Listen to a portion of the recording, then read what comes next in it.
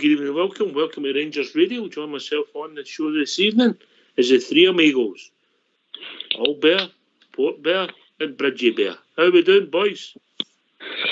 Alright, Ox, Port Bridge, how you doing, guys? Very well, mate. Alright, Ox, Bridge and Albert, how we doing? God, I'm a young one on here tonight. I am definitely the young team tonight, guys. Wait a minute. Come on now. We're obviously, come on we now. might be going with birth certificates, What but a we're not going by looks, boy. He's nearly as bad as you, Ox, Jam. I'll tell you what, mate, he must have done the Moss Heights as a paper run. When it was a surprise, actually. Can I just say a big good evening to you guys on the panel here? Massive good evening to the guys in the lobby, to all the Rangers fans that are listening in all over the world. Good evening and welcome to Rangers Radio. Yes, how we doing, Albert? Good to hear you, mate. How's things? Everything's smashing, mate. Everything's hunky-dory. Top of the league and all that. Carry on. Health fine. Weather crap. But, great. I'm great, mate. Just the usual October then. Aye. How are you, Port Bear? Brand new, mate. Brand new. Just to echo my workers' thoughts. Tatby League.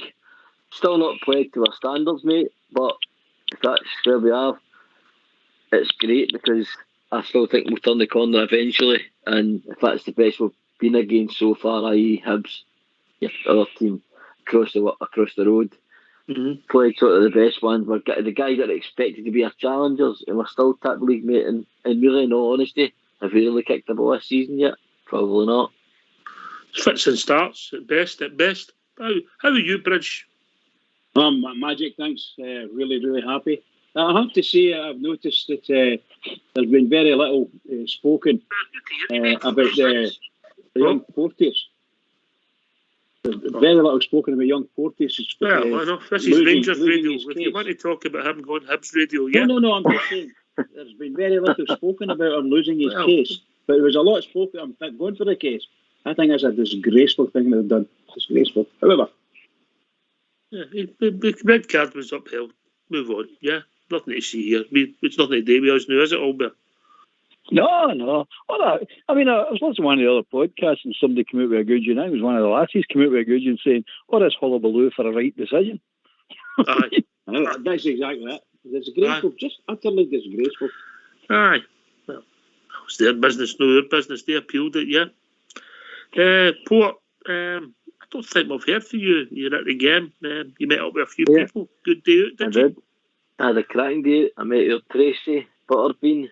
Tracy's not been seen since. What'd you do with her? Oh, I don't know, mate. I don't know. Last I seen her, she was in the Loudon. Okay. Been posted missing, sir. And no comment on anything else.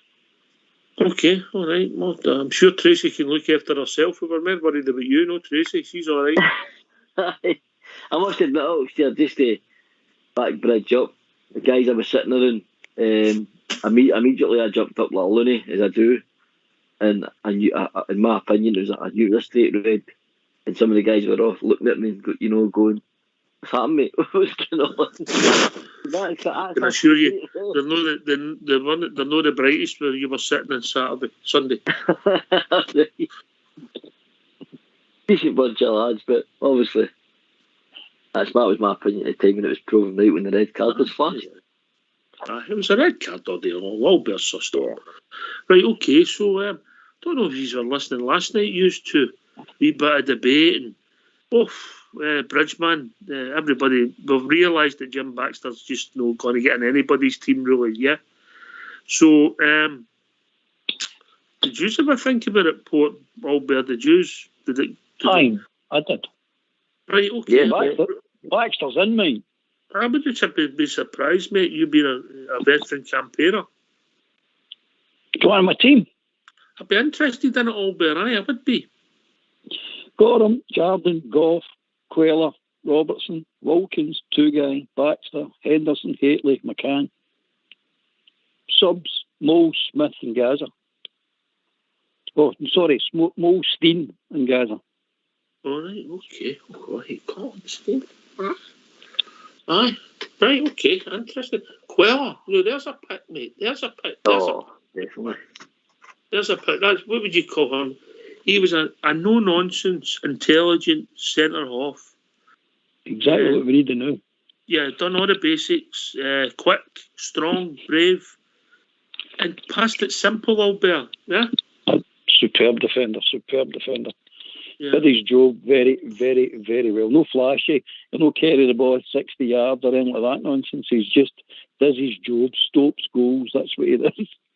And I was working on, I know Fox will not agree with that team I say, but he says it's 4-3-3, but I'm working on the theory that Wilkins, Tuga and Baxter are not getting the ball away. So they'll not be chasing about looking for a ball. They'll not give the ball away. There's not a lot of legs in there, but there's a lot of good passes there ball, and obviously, but I've looked at Baxter's stats. He really never done a lot. When you look at it, he wasn't success the greatest Rangers team ever, and he didn't win that much silverware, whereas he let us down on numerous occasions. He come back. He was part of some of our worst results against them during their 9-in-a-row period. So really, what did he do, Bridgeman? Tell me. I represented Rangers proudly with his heyday. He was tops, man. Tops. Best we've ever had. Best football. Well, put it this way, Bridge. Baxter and Henderson are the only two to get in the World Select. That World Select team twice.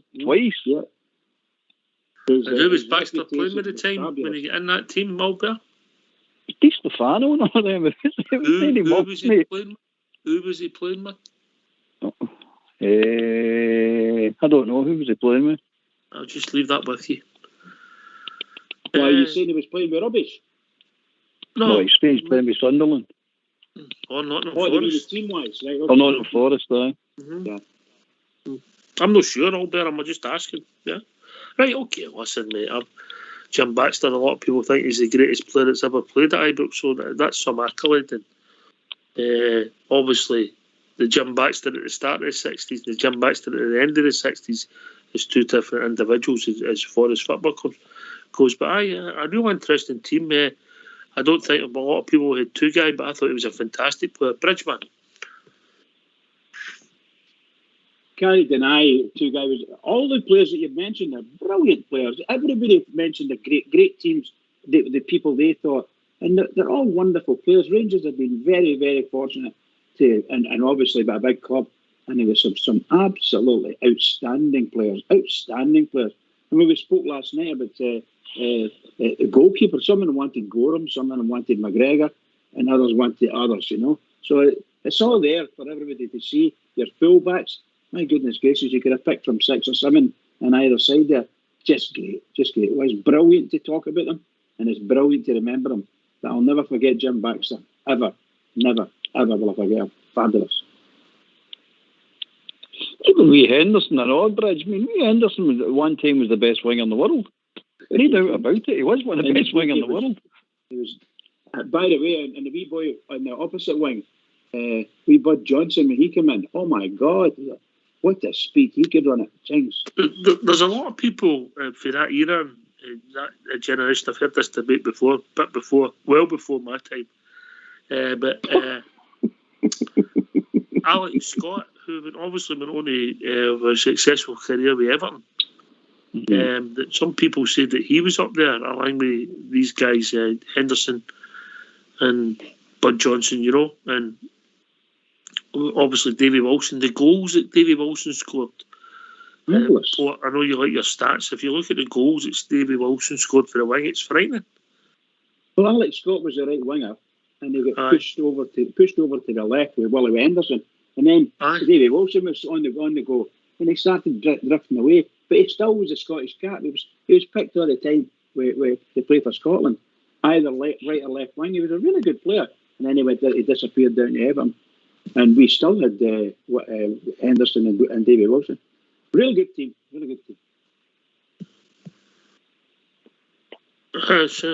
Well, some of these names will not mean a lot to you, Port, will they? No, but you know me, I love hearing about these guys. I absolutely love hearing about these guys. You can't get a bigger accolade than George Best's old man telling Best himself when he's a boy, you want to know how to play in the wing? Look at Willie Henderson at Rangers. There you go. Aye. These are iconic names. All right, okay. Obviously, Fox is keeping the scores in the doors. He's got everybody's teams listed, and we'll see who makes it at the end. It's been beavering away, Fox. But aye, just give us your team again, Albert. Gorham, Jardine, Goff, Queller, Robertson, Wilkins, Two-Guy, Baxter, Henderson, Haitley and McCann. David Robertson, a travesty the number of caps he got. Yeah. Oh, it was ridiculous. I liked Robertson for the fact he could defend and he was brilliant going forward as well. I mean, he could he's had a shot, he had a dig on him and all.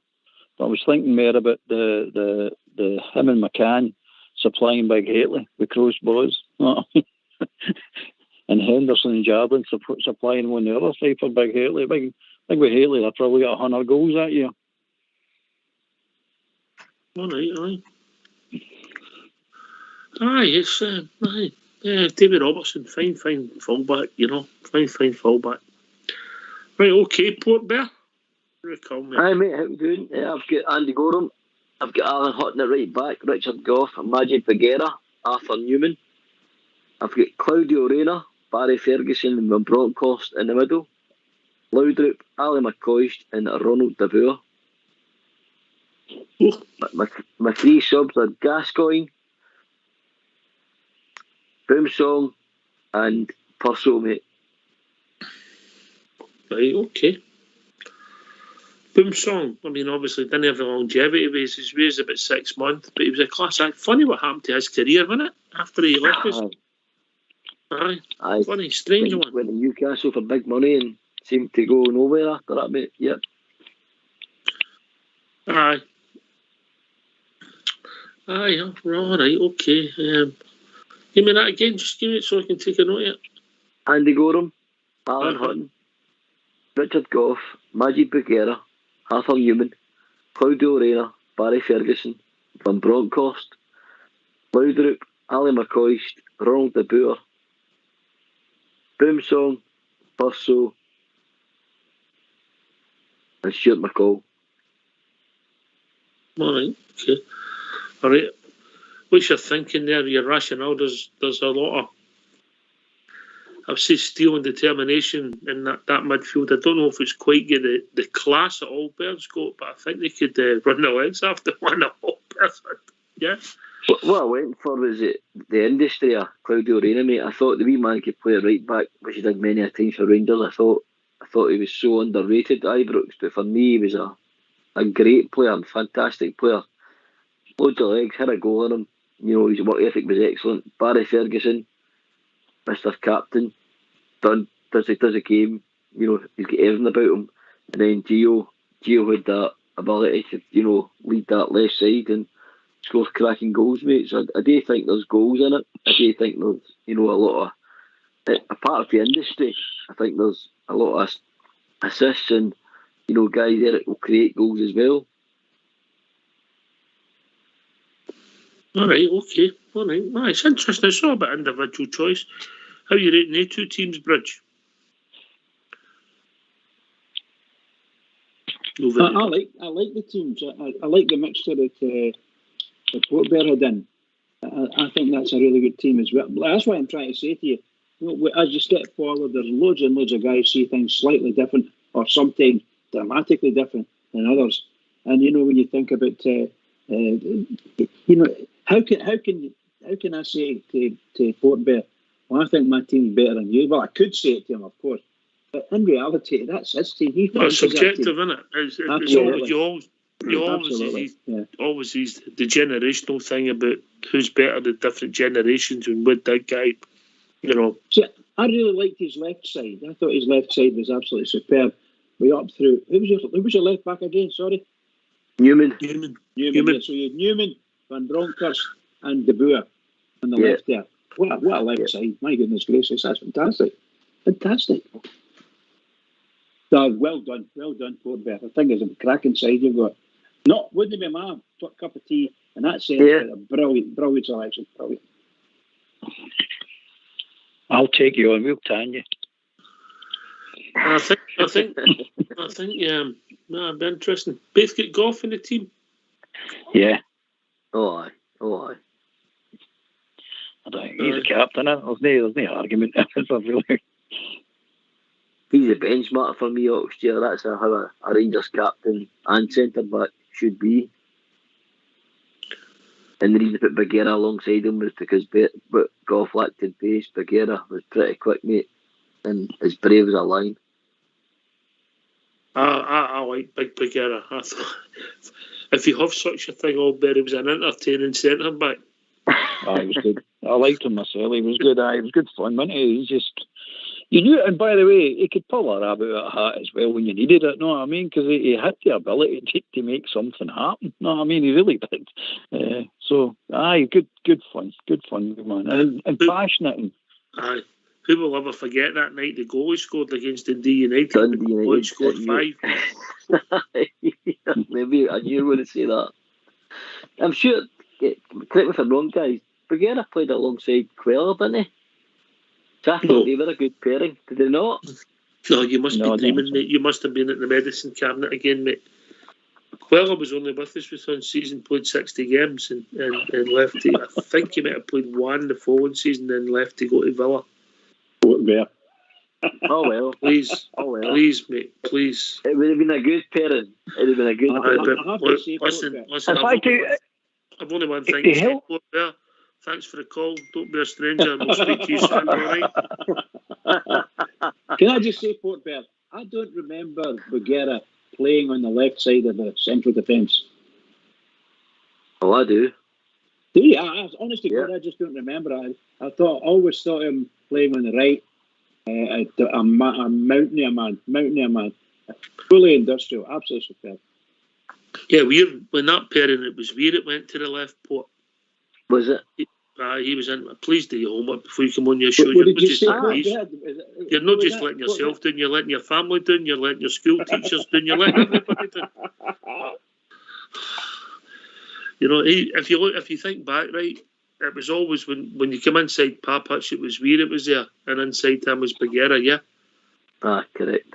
All right. I know you had a struggle, but I promised you I'll get for Christmas 3 gloves with the R&L on them, all right? All right, okay. But you go him closer to his position than I go him. I thought he was outside right. He played there at all sometimes when he was ready to be centre back, but I liked him. Port. I thought one of the finest games I've ever actually seen him play was against England in the World Cup. I remember that. He drew nothing each, and he was just outstanding. He was the best player in the park. When Rooney was in his back pocket, mate. Yeah. Aye. Yeah. Aye. He was a guy that was top draw. And listen, after he left us, he sort of just disappeared, didn't he? I think he went into was it the UAE League? I think he went back to where he was from, which I found very surprising because I thought maybe he'd go back to France, and I thought he was good enough for the Premier League, mate. Some teams down there, but I think he went for the wages out in the Emirates League and stuff. Was there no talk of him coming back to the Rangers maybe in the last year or so? He was dying to come back. He was desperate to come back. Still very fond of the Rangers. What I remember him for that goal at Dundee United, but I remember him for the Edu goal as well against them, the 1-0 game. Basically, that was us winning the league at Ibrox. Remember that? That was exciting, wasn't it? That was exciting. Oh my God!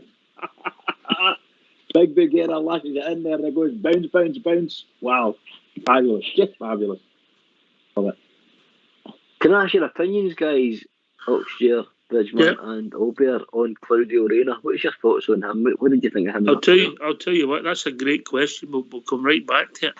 Fox is he's getting there. He's going to play the jingle, and let's come in and give your thoughts. Jim Baxter, was he the greatest Rangers player ever, or was it Ian Black? That's what we're asking you. So let's hear from you. Why don't you give us a call on 0141 356 1972. It's your show. It's your platform. Let's hear from you.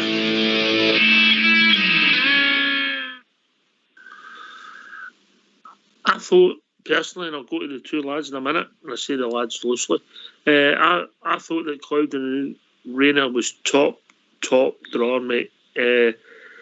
he went in and played right back in big games because Fernando was just getting used to playing for us. He played in midfield. He very seldom gave the ball away, and some injury on him. And I think he left us for about $4.5 million. I thought he was the final touch to that advocate in the first 2 seasons, and I thought he was a top player, mate. Top player. Albert? Oh, I got to agree with that. Fantastic. Great engine. Deceptively quick as well. Could see a pass as well. See the pass and play the pass. As I keep saying, he was a superb player. He really was a superb player. Made that played his part in making that engine room work. And you need players like him. Good engine all over the place. I mean, kept going. Aye, good player. Enjoyed watching him. Aye, never let us down. Bridgman? Yeah, I'll echo everything you've said about him. He was a workhorse. He was a skillful guy. He had everything that we needed at that side of the pitch. And I'll never forget the pass they made to Big Barry Ferguson to score against them. What a pass. Absolutely split them wide open. Fabulous pass. And Barry put the ball in the net. Just wonderful stuff. That was that epitomised Cloudy Arena. It just epitomised it. And there was a very quiet guy, I thought, Team player, Bridge. Team player, classic team player. Oh, marvellous. Just marvellous. You couldn't ask for anybody else to do it. It was just great. But as I said, we've been very fortunate. Rangers have been gifted with some fantastic players, really. And Cloudy Arena's up there. Aye. His boys don't doing too bad, is he? He'd be Dortmund. Aye, 19 years of age, broke in. Dortmund team was 17, mate. All right, I'll cut across you. We've been John Bialin. Hi, hello. Hello. How are you? Good to hear from you, mate. What's on your mind? What's on my mind? I've been sitting listening to you talking about the Rangers team of the future, or the past, I should say. Right, okay. And, have you got one for us? Well, I thought I did have one for you, but I've been sitting listening to it, and every time I listen to it, I change my mind. Aye, it's difficult. But I would start off with the obvious one, Gorham. Do you think so? Because I think bar none, having stood at Parkhead and Piccadilly, is there an argument new for Alan McGregor because his longevity? There definitely is, but Gorham was by far, in my mind, the best keeper ever. And no Steve Stimson, no? No, and no Andy Dibble, no. Right, okay, so, Gorham, we'll give you that. Right, go on then, carry on, Alan. Gorham, and I appreciate the debate because, as I said, I started off in saying, when I phoned you up, I thought there's only one team, and then the more I listened to you, I was like, oh shit, I don't know who to pick now. So at this moment in time, because of what he's done in recent times, I'd have to give Tav credit. I think what Tav's done for us and taking us to where we are now, even though we've had Gary Stevens and Alan Hutton and Sandy Jardine and all the rest of it, I think there's a little bit of an edge based on what he's done and where we are at this moment in time. So you've got Tav in against a guy who played in 2 World Cup finals, won a Barcelona bear. Gary Stevens, who was part of England's Italian 90 squad. Right, okay. Fox will come in. He loves you. Fox loves you. Carry on. The reason I say it is probably in terms of quality of player, he's no Gary Stevens or Sandy Jardine, but what he's done for us in the past couple of years, all right, okay, and how he performs. So great logic, mate. The centre half too are, in my mind, undebatable. Gough and Butcher. Right. Anybody could debate them with me, I'd be quite happy. But the two of them done everything for us. Left back, Arthur Newman, probably the best left back in the world when he became a Rangers player. Right, so fair comment, mate. That's a pretty solid back four. Mm-hmm. I think if I was setting up the opposition team, I'd be attacking down the left-hand side, but carry on. Yeah, well, fair play, but you need to get the ball first of all. All right. So Well, in wait till you midfield, get midfield. well, the midfield's probably the hardest part because I heard what people are saying about Claudia Rayner and two guys and things like that. But we've had Jay Wilkins and all the rest of it. But for what he done to the club, it would be Barry Ferguson. Mm-hmm. Good pick, mate. Good pick. Yeah, I think I was Hampden the day rattled that one in from the edge of the 18-yard box to win us the cup. So, just to get us towards winning the cup when Lovencrantz scored the winner. So Barry's number one in there. You're then like, oh, Jesus, so many players, but Gascoigne was world class. I feel my boy just now, 14 years old, can't like the hen. The Rangers used to sign players that were world class players at the top of the game. He's playing FIFA, watching all this shite about De Bruyne and all these, and I'm saying, no, Rangers signed Gascoigne. You've got to understand how big that was. So, in my view, Gascoigne's up there with the best. And the other person I'd fit in there, because of probably his career more than anything, he got his country at the World Cup final, would be Van Bronckhorst, to give the balance as well on the left-hand side. But part of me would say it has to be Alberts because of the goals he scored against that mob. So that's my midfield three. All right. Even though Alberts is sitting on the bench ready to come on for Van Bronckhorst. All right. I would have hit him, Alan, but I just couldn't spell his name.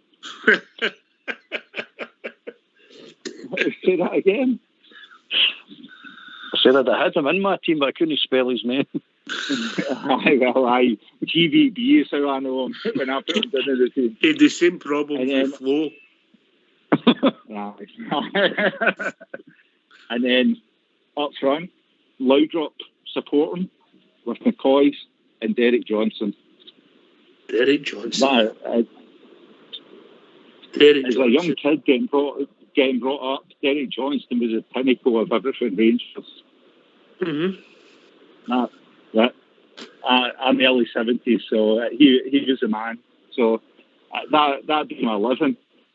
You know, as I said, Alberts is already in the bench. I've not got David Cooper in there, which breaks my heart. And there's so many others that I wouldn't even know where to start.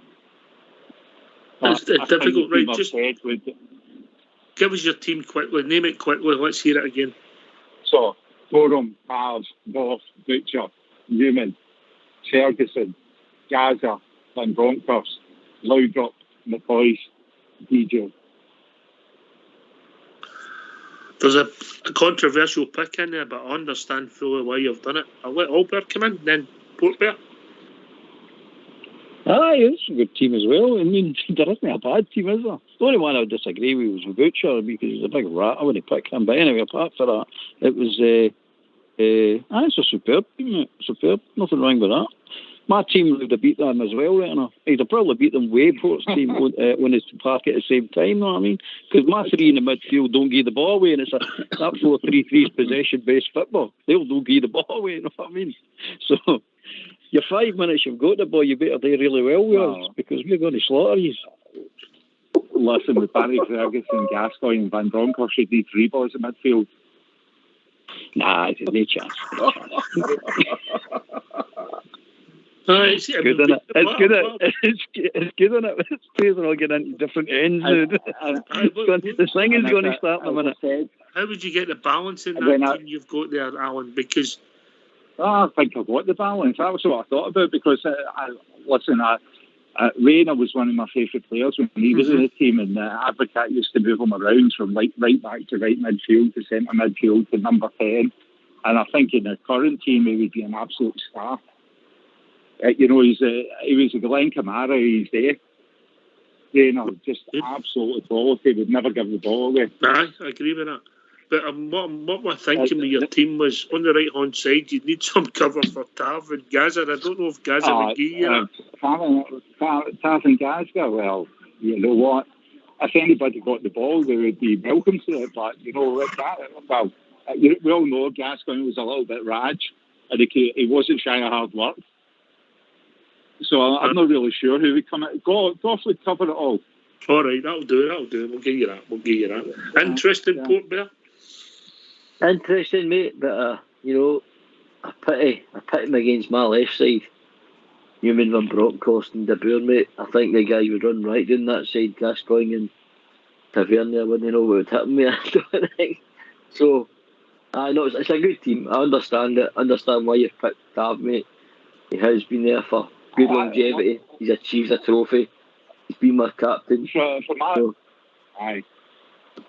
No, what he's done for us in recent years when it's been shit, I think he deserves some credit. And he's had a lot of criticism, but even last year when things were down for us, there was a man that would step up and he would deliver. And the volume of goals he scored, the number of assists he's had is second to none.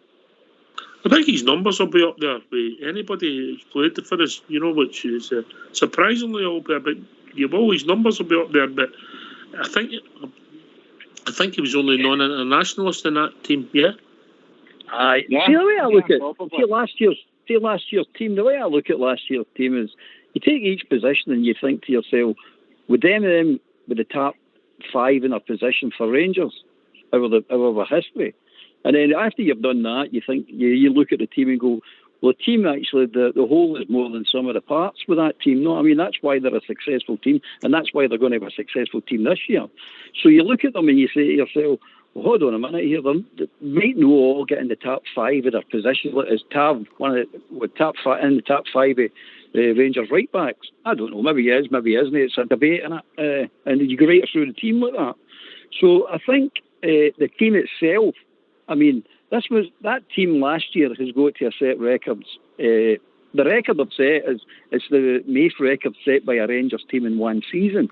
I don't think there's an argument with that. That's why it makes it one of the best Rangers team, if no, and I'm saying this loosely, if no the greatest Rangers team that's ever played. So that's the way I look at Tav at the moment. Yeah, go for it. If I could ask you a question, we can all sit and pick a team and say best right back, best left back, best centre half, whatever. But what was the best Rangers team you've watched? No picking it for yourself. What was the best? Is it in a period? Yeah. A lot of people would go for maybe the Advocate team. Maybe. I would share this. Definitely from my point of view, I would go the Advocate early 2000s. If you think of the team that he put out against Bayern Munich when Mo's in his knee and how good that team was, that's the best team I've ever watched. They might have underachieved because obviously they couldn't get the group, Yeah. I agree with you. But in the same vein, I would current teams up there with some of the football they play and the speed of play they play. But you've got two arguments in you. Is what team did you watch that you liked? You liked that team, and there's nothing wrong with that team because it was an excellent team. Or what's the most successful team? You can go down that road as well. And if you go for who's the most successful, I bet if you go down the road of who's successful team, you've got to give last year's team a shout. You've really got to give them a shout. They stand alone in a lot of things. Yep. But yeah, but when you're talking more successful, we could all pick stats. I agree with that. Listen, because the stats don't make you the best team, Port Bear. No, definitely, mate, I totally agree. I mean, stats don't make the best teams, because if you look at probably Walter Smith's teams, they probably didn't give you the best. They were a hard-working team, and they were a team, as in, that gelled well and done all the hard work. But did they probably produce the best stats in numbers and goals, and passes? Probably not, mate, but they were a good team. So that's the way. It's another one. What you like to see. It's what you like to see, mate. And which style of football do you like? Do you like the Advocate era? Do you like? On you go, Alan. On you go, mate. Well, what team's giving you the best night of your life? Henderson, McMillan, Miller, Brandon Wilson. What teams gave me the best night of my life? I think that was Victoria Drive netball team 1984. But that's for another show altogether. That's for another show altogether, old bear. Surely. Oh, it was the Chippendales for me. Surely the great Rangers team of the sort of early 60s. Richie Shearer, Caldow, Greg McKinnon, Vaxa, Henderson, McMillan, Miller, Brandon Wilson. Fabulous team, by the way. How many times did they play together, Bridge? How many times did that team play together? A season or something like that, But they were a brilliant team. How many times did that 11 play together? No, not very many times because of injuries and things like that, truth be told. But that was the basis of the club at the time. They were brilliant. They were a really good team. That's the best team I've ever seen Rangers play. That's it, that team. And I've watched a lot. I've enjoyed my Rangers. I love my Rangers, and I've enjoyed all the way. And what all Bear saying is absolutely right. You can't take anything away from the team that won the championship last season. That was electric for us. Absolutely electric. Seriously. Brilliant. But if you're asking me what's the best team I've ever seen, that's it. For my Rangers team, that's it. Last year was a very emotional for the circumstances and the journey we were on, but the night at Tannadice, the night at Parkhead, the night at Easter Road, or the days at Easter Road in 2005 and 1975, and and the night that Nacho scored the penalty in Florence was. That's the one I would say. The night that Nacho scored the penalty, that's the most emotional I've ever been watching Rangers. Barcelona, Fox. He talks fondly of that. I can't remember a thing about it, but he talks fondly about it. Somebody's a little bit older than me. Not much, but a lot. Being PSG over there in that tie, and also the PSV game at home for me, the 4-1 game, Michael Moses double. They were great nights for me. The PSG and penalty kicks. Aye, yeah. Everybody tried to miss the penalty. It was in the UEFA Cup, mate. I mean, you're talking about, was that the last 32 or something? Aye. But Nacho's penalty, mate, jeez, the world stopped for Rangers supporters for that. Aye, definitely. Brace yourself, Manchester. Brace yourself, Albert. Oh, aye. That was superb. Mate. But there's lots in there. It's all personal stuff, isn't it? It's all personal stuff, isn't it? It's just to you, what it means to you at the time, what's happening in your life at the time. There's a lot of things come into it, you know what I mean? But there's been a few. I'm struggling to pick one, to be honest with you. Really, I'm struggling. Probably Barcelona, I would say. The Barcelona team, aye, a special time. Right, listen, Al, I know you're in Holland, are you? Whereabouts? I'm actually in a bus on the way home from Amsterdam after having a few jars this evening, so I've just about made it to my destination alive. Right. I'm an hour ahead of you. Well, okay, mate. But I need to get up early for work in the morning. I know the feeling. So that's my excuse for going home early. All right, too much singing on that bus. They only sing the sash at the back of the bus, not the front. Give you a mate the phone call. Brilliant. Listen, mate, really great. I enjoyed your team, mate. Fantastic. Albert, then Port Bear. That was a great team. Yeah, I'll phone back next week with an even better team, but that's tonight's. All right, mate. All right, Port Bear. Hi, Alan. Thank you very much for phoning in. Alan, our official road warrior. He's going to have his work on his bus and his phone down here to be his team. That's him popped his cherry, so I dare say we're back next week. Thanks, Alan, mate. I'll be, the next time I'm in Amsterdam, I'll phone you when I'm having a spliff. Cheers, mate. You look after yourself. Speak to you soon. Cheers. Bye. Cheers, pal. He's been on before. That's all right. It's all right. I'm still saying thank you. I'd have thought being in Amsterdam, we'd have liked you left on side of your team, Port. You know what I mean? What's that all about? I know. Aye, the Dutch connection. Aye. That was funny. That cup final upset everybody, didn't it?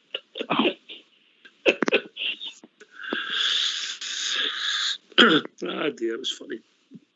Right, okay. Interesting team. Obviously, the big talking point with Al's team, Bridgman, is Tav. And I get it. His numbers, you can't argue with him. He's our captain. He led us to the league championship, but I don't think he'll be in many teams, will he? No. But I can't take anything away from him. For the last, I would say, apart from this season, but for a 3-season spell there, the man was just dynamite. virtually everything he touched turned to goal. His passing was excellent, his crossing excellent. He was scoring goals, taking all the penalties. He was just in heaven. And what a career he had for those 3, or maybe 4 seasons. But certainly those 3 are meaning. And he's got to come back this time. He's got to come back and come back big. Because that young lad, Patterson, is just sitting there in the wings, waiting to go. And I thought the last few times he's played all right. Not a big star, but he played all right, that boy Patterson. And I think the manager will put him in quite a lot now. So beware, Mr. Taverner, beware, but brilliant. I think The trouble with that team last year, mate, if you pick one, you've got to pick them all. That's the way I look at that team. I don't pick them as individuals. They're just it's the sum of the parts for me. It's if you pick one, you pick them all. that makes sense. Truly a team. Mm-hmm. I mean, but that 2008 team that were robbed of the treble and never get any help to compete in a European Cup final, they were a hard-working team. Kevin Thompson, Barry Ferguson. Yeah, that was a tragedy. Well, after that team, that really was. Aye, that was that season was just unbelievable. The sheer will to win and that group of boys was superb, and obviously they were treated shabbily with the SFA. Aye, I remember the Russian FA giving the team, I think, St. Petersburg 2 weeks off, maybe 3 weeks off to let them prepare, for that final. And I don't know if our team or the guys at our team went and asked the same question next year. It would probably be no anyway. But if I remember right, we played some ridiculous 7 or 6 games in 10 days up to the final, which, if we played Dundee United on the Sunday. Yeah. We played Dundee United on the Saturday, the final on the Wednesday. We played Motherwell on the Saturday morning, which bizarrely was a 12 o'clock kick-off, which we drew, which ultimately cost us the league. Well, we obviously lost at Pittodrie as well. Then on the Tuesday, we played St Mirren. On the Thursday, we played Aberdeen. And then on the Saturday, we had to play the Scottish Cup final.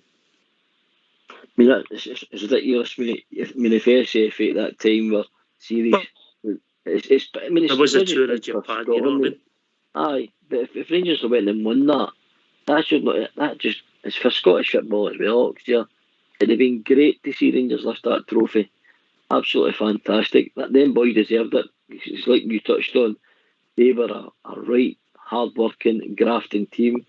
Technically gifted, probably not, but they knew it's a team that didn't know when they were beat last year, and that's what I loved about that team. They didn't know when they were beat. Mm-hmm. I think ultimately the final was a disappointment, Pogba. Neil Legs, mate. I just put it down to Neil Legs. They gave everything in every game. Mm-hmm. They absolutely gave everything in every game. They left everything out in the pitch. And, with a 2-week break, I think, mate, they've been fine. All right, okay. Albert? Well, when you're getting phone calls into the SFA, tell them not to help Rangers, what do you expect? I mean, it's nothing new, is it? It's things we knew was going on. The president said that, George Pete, was it? That's it. I'm trying to say that. Outside Hampden, I get phone calls saying, don't help Rangers. I'll not tell you who it was, he says, but we don't know who it was, you know what I mean? It was the sporting integrity, fat rat, that's coming out with that nonsense. It's a disgrace, absolute disgrace. But that's Scottish football for you, innit? I don't expect anything different for Scottish football. They just hate themselves to death. Yeah. Right, aye. Yeah. By the way, I agree 100% with all Bear said there. 100%. Have we had your team next year? My team? No, mate. Yes. No. Why not? Nah. Come on, let's hear Oxford's team. No, you're not here, my team, mate. No. Because it wouldn't be fair, would it? Because, I mean, it's like somebody's on a different intellectual plane for the rest of these. It wouldn't be fair. Well, we don't mind. You know what I mean? We don't mind. We don't mind. We know it's what no place apples to Oxford. oranges, is it, Albert? You know what I mean? It wouldn't be fair, you know? Right, let's hear from you. Why don't you give us a call on 0141 356 1972. It's your show, it's your platform. Let's hear from you.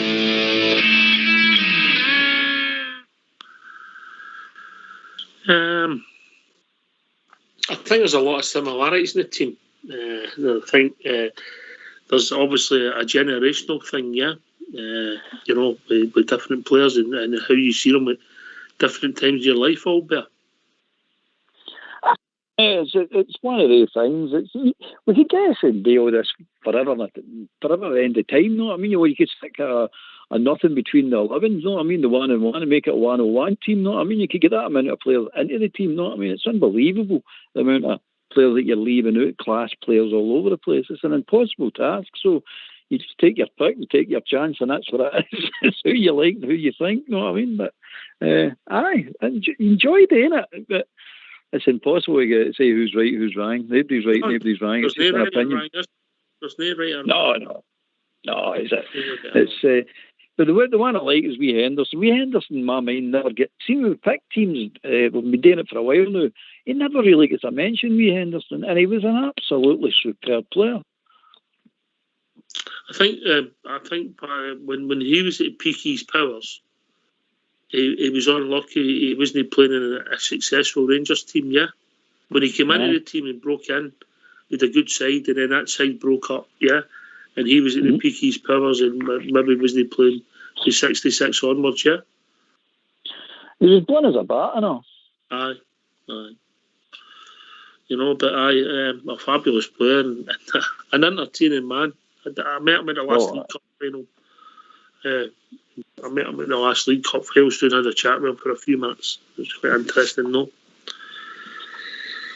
But Willie Henderson, one of the all-time greats. There's no doubt about it. Port Bear. Aye, a bit before my time, mate, but the uncles have kept me up to date on, how good a player they thought he was. He's probably for you at the four uncles, he's probably their favourite player of all time at Rangers. They loved Willie Henderson, mate. Absolutely loved him. Like you said, they always said it was a pity he wasn't in a better side, because he's probably the best player in that side. Maybe that's why he stood out a lot, but his class was undoubted, mate. Yep. Just when you 17. Sorry. When you go, that's correct. Sorry. One at a time. Who's gone? On you go, Bridge. He got into the team at 17, Bridge, didn't he? That's right, yeah. That's right. And when he left, I think he left us and went to Sheffield Wednesday. And then I think, if my memory serves me right, he went over to Hong Kong Rangers. He was over in the Far East there playing the Hong Kong Rangers. And then I think he came back. I think he played for some other Scottish team. I don't remember who it was. But of course, his magical powers started to disappear a wee bit. 10 years in the sport, and it's 8 to 10 years, you've got to be really top of your game. And he was good, but his eyesight started to go a wee bit. And he got those, I always remember they got contact lenses, and the referee stopped the game. Well, they stopped the goalkeeper taking a goal kick or something, because his contact lens had fallen out. And I think he managed to find it, to be honest. So well done to him. And obviously, I think one of his last goals was, I'm just going to check that out before I mean, he wasn't a Barcelona player because he never played in Barcelona, Albert Willie Henderson, but he scored in both legs against Sporting Lisbon when we went through as a first team in away goals. Yep. Yeah, so he was very instrumental in us winning that trophy. Yeah. Yep. He doesn't get much recognition either. Mm-hmm. But anyway, personally speaking, I don't think any of the Rangers players got really much recognition. In all honesty, you mean recognition in the country? Yep. For winning a European Cup Winners' Cup. You don't get nothing here in this country for doing that. Nothing. But we just proved it, didn't we? We won it, and Ireland we spoke about it. It's denigrated because it's nonsense of the Spanish police charging the fans. Oh my God! Paul Henderson came into the team 17 years and 46. He made his debut against Clyde. Yeah, it's literally just 17, yeah. And obviously that was 1960-61 season, and played right up to the 1971-72 season. Pretty consistent.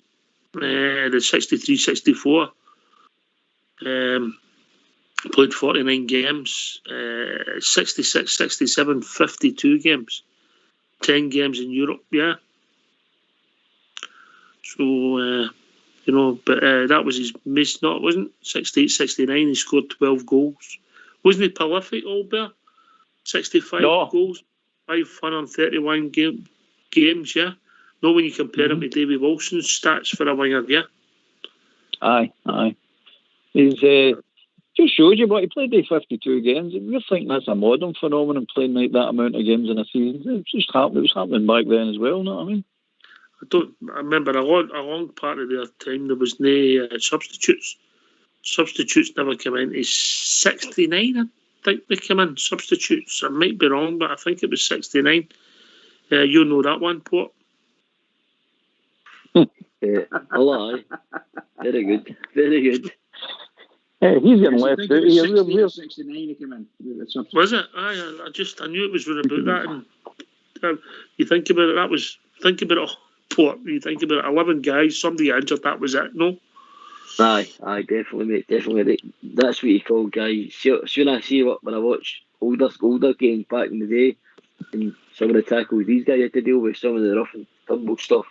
Do you see these guys getting a wee tap in their shin gears now, and they're rolling about, carry on happens, and they just used to get up, pull their socks up, mate, and carry on the game. I take my hat off the guys like that, because they were the true legends in my eyes, mate. The guys that were out there, the worst of pitches, the worst of, weathers, absolute playing against hatchet men, and they just got on with it, mate. I'd love to see some of these players from back in the day playing on some of these surfaces that they play on now. Tell you, mate. Yeah, they could do something. It'd be wonderful. It'd be wonderful to see guys like Willie Henderson, guys you guys are talking about, the wingers, the George Best, these sort of guys, playing on the pitches that play on now. And of course the kit, Portbear, the ball and the boots, all entirely different stuff than what they played. We also remember Port. Sorry. Carry on, Carly. Yeah, you'll be getting put in the naughty step again. We've been joined by Angus. Evening, Angus. Good evening, gentlemen. How are you all tonight? All the better for speaking to you, mate. Thank you. Sophistication in the show, like myself. Good to hear from you. Yes, very good. I just thought I'd phone in and give you my team and see what you guys thought about it. Yes, I'm sitting. Let's hear it, Angus. Okay, I'm going to start with Andy Gorman goals. Popular choice. Yeah. And then I'm going to go for Alan Hutton as my right back. Mm-hmm. And my reasons for Alan Hutton was that in the season 2007-2008, I thought he performed at the highest levels. And, he was a regular in the sort of Champions League Team of the Week when we were in the group stages. And I just thought he had a fantastic season. And I was gutted that we sold him in the very first bid for him. But he was a brilliant. I thought he's the best I've seen at right back. Mm-hmm. Okay. Left back, I've gone for Arthur Newman. I thought, he was absolutely fantastic for Rangers and for the Holland national team. Right, a great choice. Very popular. A lot of people got named Arthur in their team. Yep. And for centre halves, I've gone for Richard Gough as my right-sided centre half. And on the left-hand side, I've gone for Carlos Quella. All right. Old bear. Same as him. Yeah. I just think that Carlos Quella was fantastic. That season that he played for us a whole season, and he played the record amount of games, out of 65 games he played. And I just never felt that we were going to lose a game when he was in the team. He gave you that sort of assurance about how good he was, and it was a joy to see him playing that season. Solid back four, move into midfield. Yes, as my holding midfield role, I'm going to choose Barry Ferguson. Good pick, mate. Good pick. And I'm also going to have Paul Gascoigne beside him in the middle of the park. Right, okay. And also, I'm going to play on the right-hand side. I'm going to play Davy Cooper. Oh, controversial. You didn't play in midfield that often, but carry on, mate. Yeah, carry on. And then I'm going to have Brian Laudrup on the other wing. So I'm going to play with two wingers terrorising teams. And I just think with the skill of Laudrup and Cooper, that would be such a fantastic option. All right, aye. I get where you're coming from, but does that not become a 4-4-2? Yeah. Yes, it probably does actually. Yes. Right. Okay. We'll let you have because we like you, Angus. But carry on. Okay. And my two strikers up front are going to be Ali McCoist, and I sort of thought about this for a while, and I thought I'm going to put Derek Johnston with him up front, and I was originally tempted for Mark Haitley, but I'm going for Derek Johnston. Derek Johnston. I'm in Derek's company tomorrow evening. I'm looking forward to it. Top player, top. A lot of goals that they two up front. A wee bit of port seat in there, Albert, with a 4-4-2, but we'll let them off. Get the ball in the box. There's goals there. Mm-hmm. You wouldn't let me off of that, I'll tell you, 4-4-2. No, wouldn't he? I wouldn't.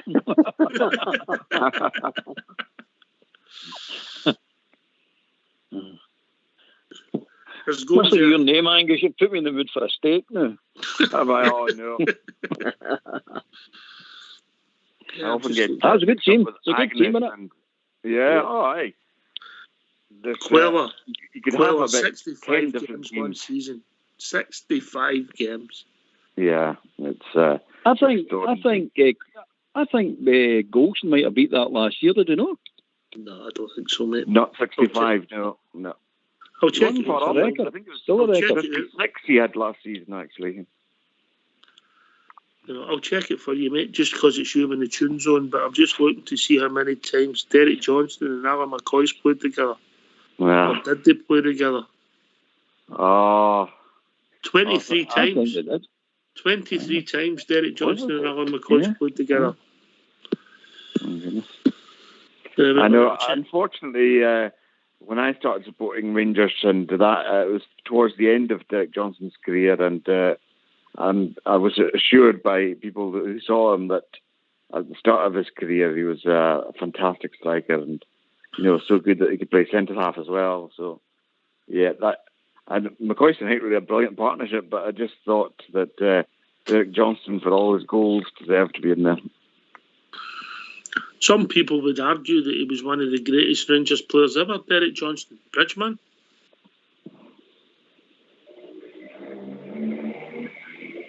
Oh. Right, I'll tell you what to do. We're going to have a tune, since Bridgeman's away singing already. Get yourself when in he's and gone. have a tune. Okay, I'm going to have to go. I've been in exile for some years and my eyes filled up with tears when the Rangers came to Wolverhampton town. So I took a trip along just to hear some famous songs when the Rangers came to Wolverhampton town. I stood there all alone while the boys all down from home sang of Rangers, that team of great renown. And a sight I'd never seen when they sang God Save the Queen, when the Rangers came to Wolverhampton town. There's not a team like the Glasgow Rangers, one of the famous songs they sung. And a sight I'd never seen when they sang God Save the Queen, when the Rangers came to Wolverhampton town. Now on the field below, the boys put on a show, the likes they'd never seen at Molyneux. And it's football, it was grand, from Macmillan, Scott and Brand, when the Rangers came to Wolverhampton town. There's not a team like the Glasgow Rangers, one of the famous songs they sung, and a sight I'd never seen when they sang God Save the Queen, when the Rangers came to Wolverhampton town. Now the white flag must come nearer, with men like Bobby Shearer, the way he played at Wolverhampton town. And the world forever after would sing of Jimmy Baxter, for on his head they placed that noble crown. There's not a team like the Glasgow Rangers, one of the famous songs they sung, and a sight I'd never seen when they sang God Save the Queen, when the Rangers came to Wolverhampton town. Now I knew it had to happen, I heard a mighty roar, the famous Glasgow Rangers they had scored, and the sky was white and blue, Wolverhampton shook right through, the loyal rampant Rangers had come through. There's not a team like the Glasgow Rangers, one of the famous songs they sung, and a sight I'd never seen when they sang God Save the Queen, when the Rangers came to Wolverhampton town. When the Rangers came to Wolverhampton town.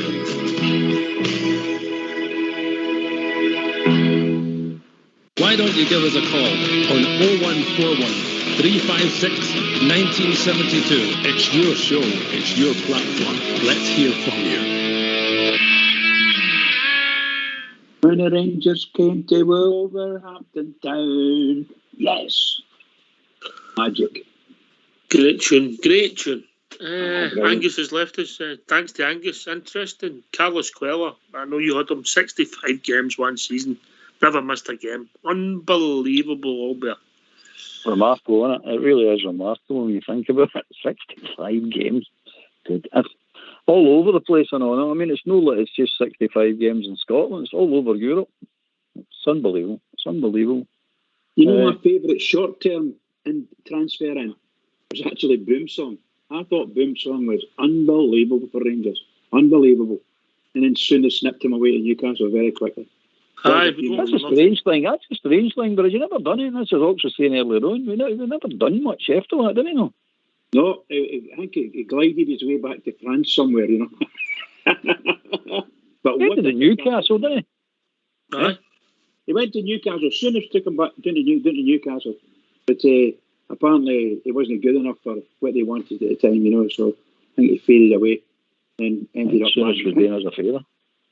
Well, he put in he got a few million quid into Rangers coffers with Boomsong, but it was deserved because he was playing brilliantly for us.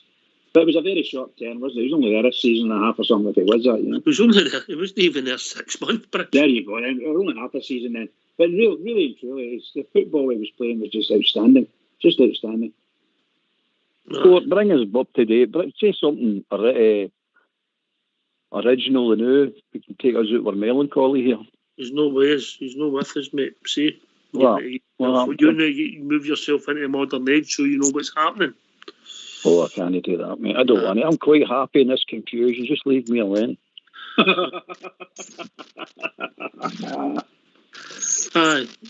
Stephen Davis. Does Stephen Davis get in these squads, or is Stephen Davis 2008 when he came into the team? Does he not get in? I mean, he's New Britain's most capped player. I definitely get that. Was he back? Your name's Albert. Aye, mate. I think Steve Davis, over his two spells, mate, as you said, Britain's most capped player. I think Steve Davis, it's probably a travesty none of us have picked him, actually. Because the guy's got everything, mate. The guy's got absolutely everything. And he will, in my eyes, be in the Rangers Hall of Fame. He'll be known as one of the legends. Because I think that's how high I rate that man, mate. I really do. And the fact he's still playing at the age he is, he's ultimate professional, mate. Ultimate professional. All right. Just quickly, Bridgeman Boomsong played 28 games for us, yeah? There you go. That's what I mean by short term. We got him for nothing, I think. Absolutely nothing. It was a free, I believe. Free from Mugs, yeah.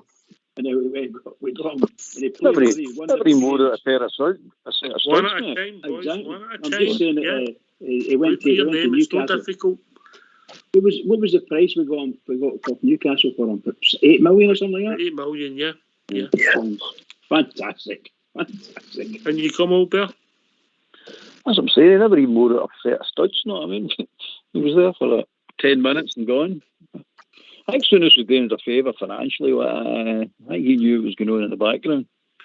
You mentioned Newcastle, and I just want to change the subject a wee bit. Fox has sent me a question, and it makes a lot of sense. Would you like to be Newcastle today? Be took over? I mean, let's be honest, they've been took over by the Saudis, isn't they? You know, you can dress it up any way you want. I mean, it's great if you need petrol, but is it going to ultimately be good for them? Allbear, then Port Bear. Well, time will tell with that one, mate. The same as the rest of that league. Time will tell whether that's going to survive for 50 years, another 50 years. Because if they all pull out at the one time, that goes right down the tubes. That English game completely goes down the tubes.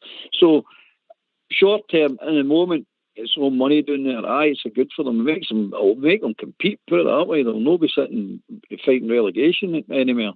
They'll definitely be up, at least to the top 4. I would imagine they'll be up there, run about there. Maybe top 6, run about there. But is it good for them?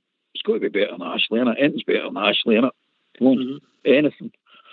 So I know. I'm sort of sitting on the fence. Would you like that if that was the news that broke for us today? That's the question he's asking. No. Okay. No. Okay, that's a fair comment. Port Bear? I think it's fantastic news for them, mate. I think, like I always say, with these sheiks and these oil billionaires, it's like them playing champ manager, mate, innit? It's spare money they've got. They want to play FIFA on TV, but they've done it for real. And in the short term, they'll probably go out and sign marquee signing. I think Albert mentioned earlier on our show. He said they'll go out and throw a marker down. They'll sign Harry Kane. They'll sign the best in Europe's got available. So, so far the guys that have taken over, like Man City, that mate, they've been there, and they've PSG as well. They've been there. They've spent big money.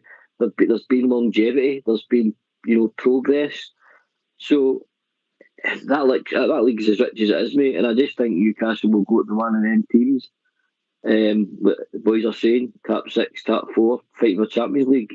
Would I like to have them to Rangers? If I'm 100% honest, mate. 100%. All right, I'd be quite happy if it was Sheikh Mahon. Bridge?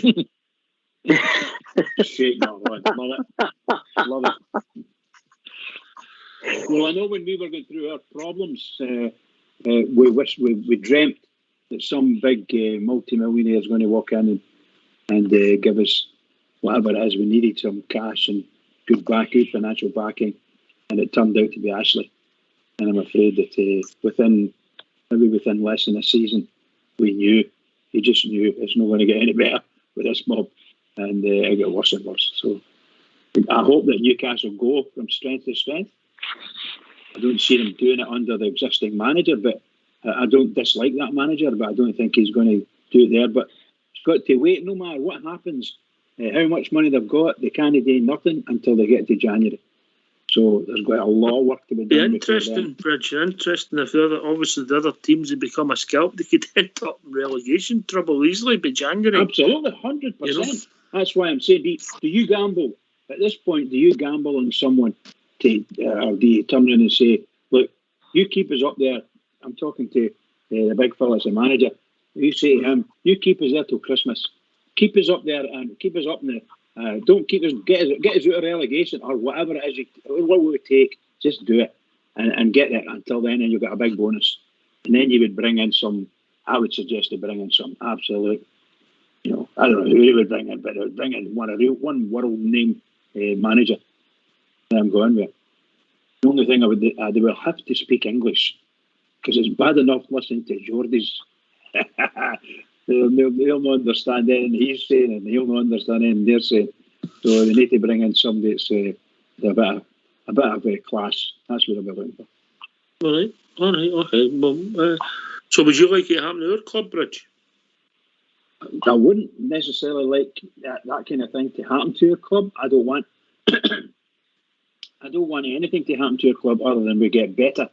Now, if someone came in with a big pile of money and gave it to our manager to spend and things like that, things that you would talk about with Newcastle, then that would be fucking heaven, real heaven. So, as far as I'm concerned, that could happen, but I doubt it will happen. I think our board are going to get all the praise in heaven if we win this league.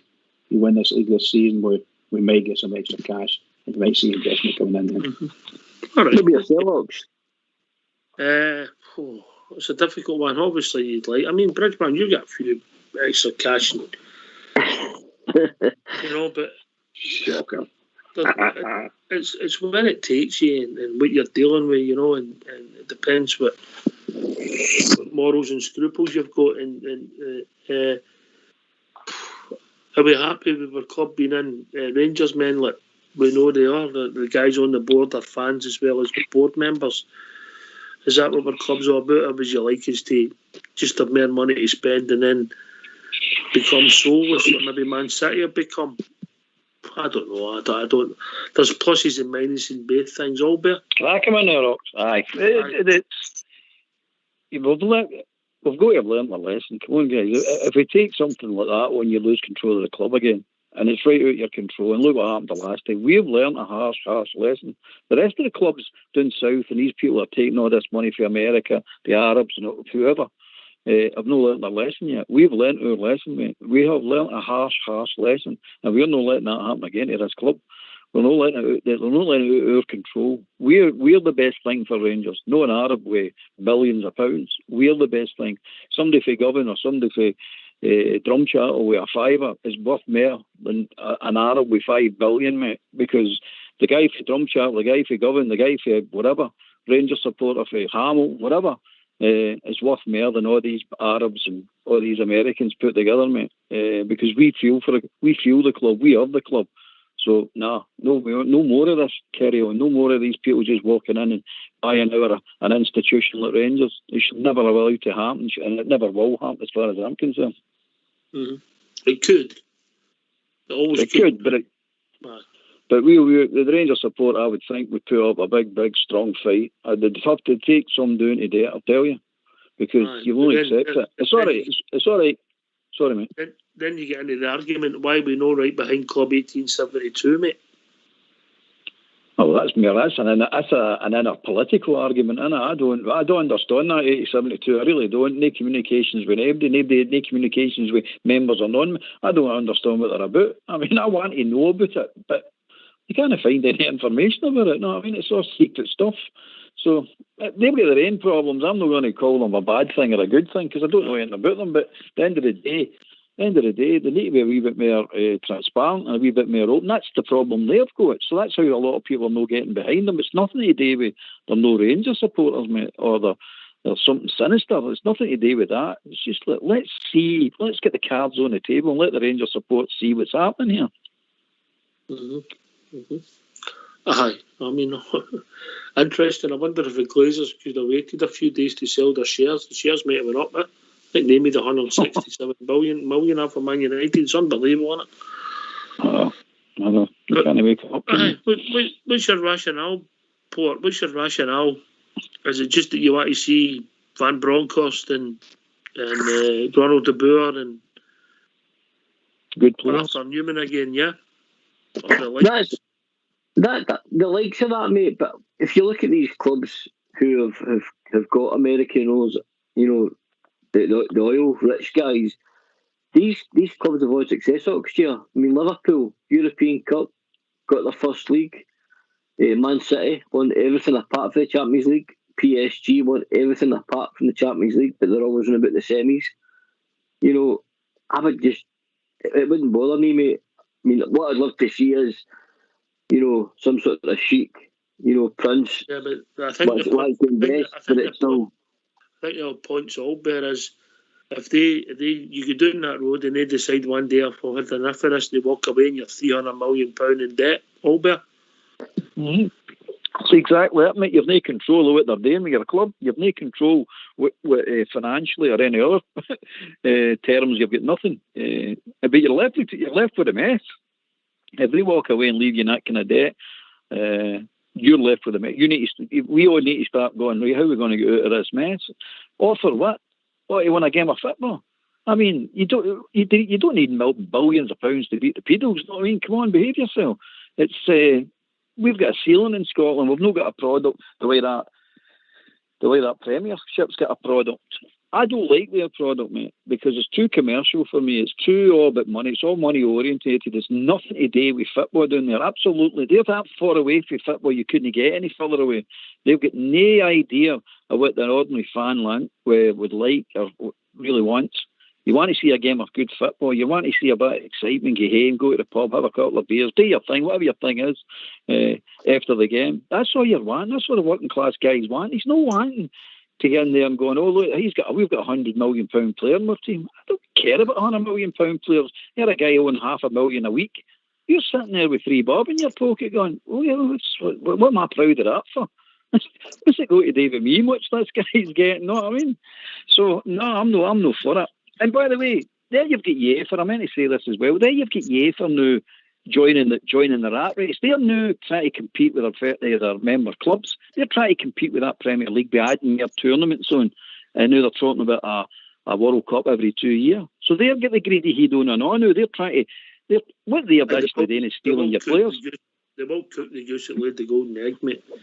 Because obviously that comes with TV and advertising. And you will, it'll end, mate. It'll not have the same interest, yeah? Maybe have short-term interest, but no generational interest, yeah? But you can see what's happening. Everybody's wanting their ladle in the gravy bowl here. They see the big gravy bowl and everybody's wanting their ladle in it. You know what I mean? So, but at the end of the day, who's left out of all this? Forget about the players. Forget about UEFA. Forget about the billionaires. Us, just the ordinary punters. We're the ones that are left. Forget about the players. They get away, they come and they go and they leave. We're all left. We're left with the mess. Look at the mess we get left with after White, Murray, White, Green, all that brigade, Ashley, all them. Look at the mess we get left with. And we're sitting going, what happened? The one consistent is the Rangers support. That's what happened. The one consistent is we stuck by the club and we always will stick by the club. And we dug deep in our pockets, and we're still digging deep in our pockets to help the club and gladly doing it. I'm not complaining about doing it. I'm glad I'd give them anything I've got. But at the end of the day, I'm not going to stand there and give a billionaire, walk in and buy a strip for £100 to give a billionaire a bit more money. I'm not doing that. That's just not on.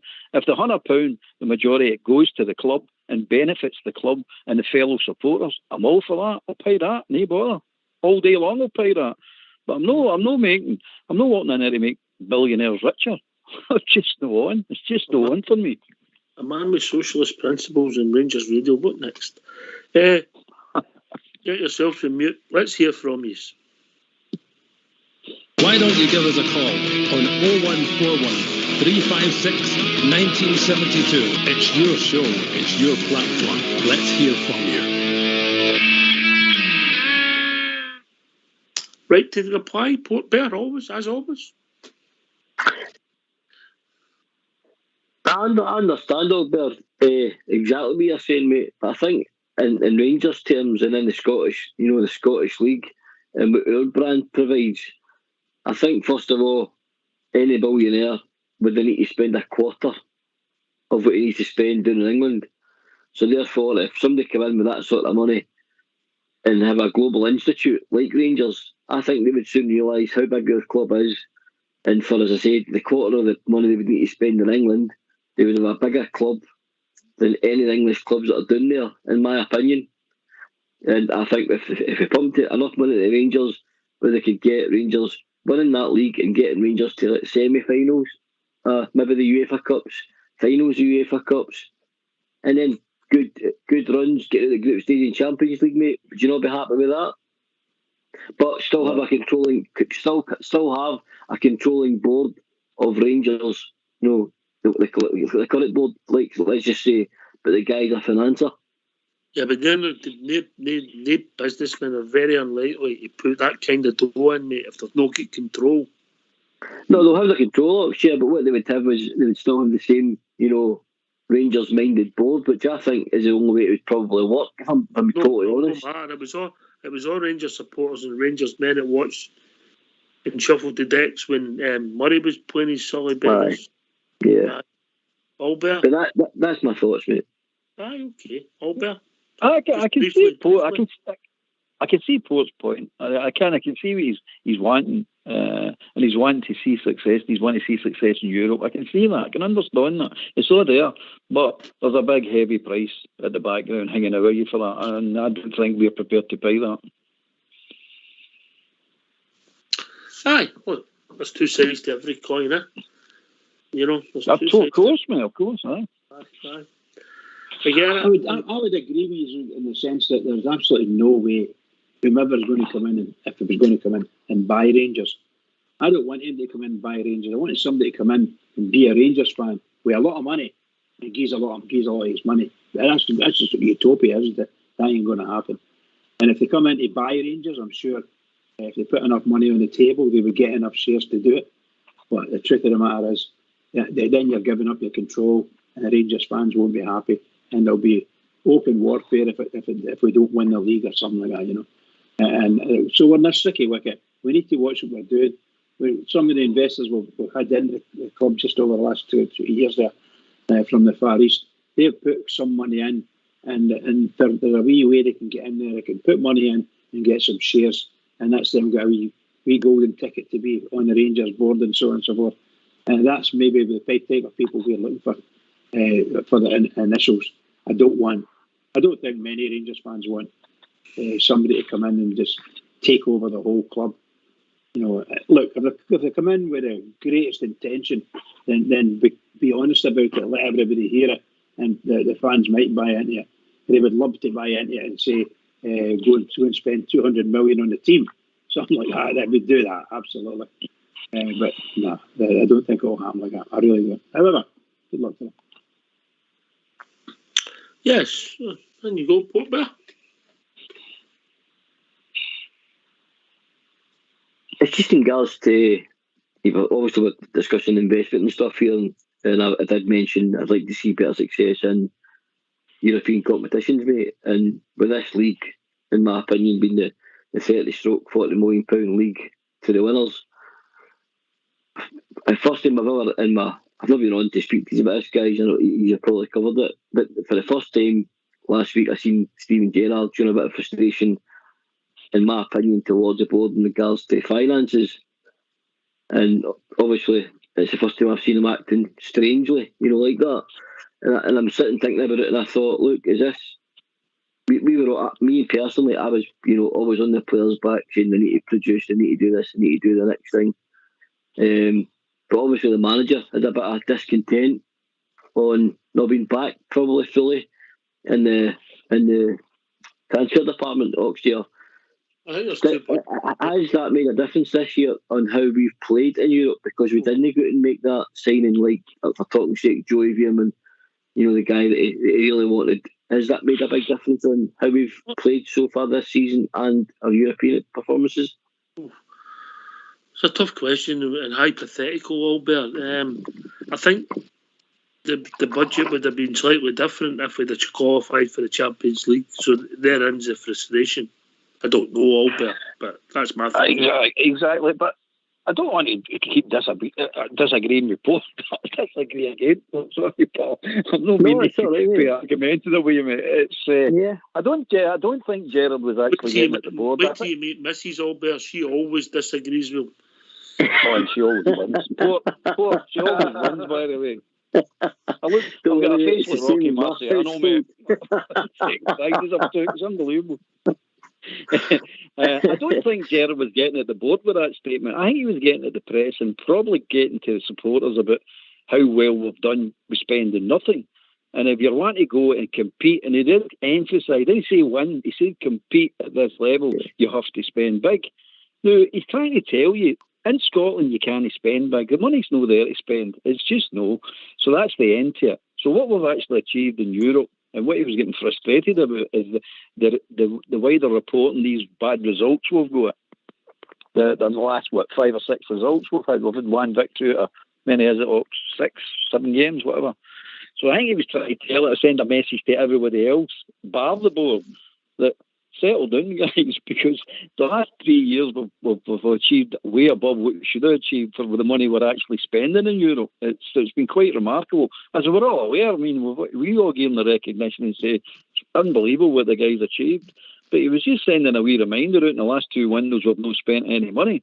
So come on, guys, settle down. Don't get me wrong, I still think we should have beat Malmo, and I still think we should have a better fist to the Lyon game, and definitely a better fist to the Prague game there.